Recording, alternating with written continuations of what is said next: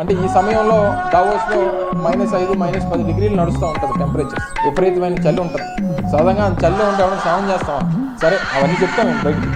On 23rd January, it was at -15 degrees centigrade and Lokesh garu పొద్దున్నే 7:00కో 7:30కో meeting arrange చేశారు. And he came with his team to our chalet.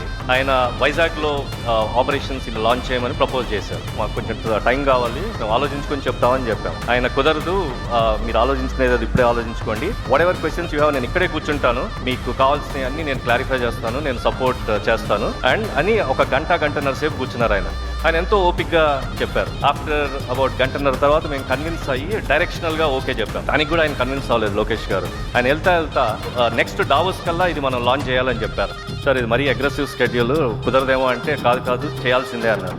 The next Davos meeting is in January 2026. This is December 25. We are 1 month ahead of schedule.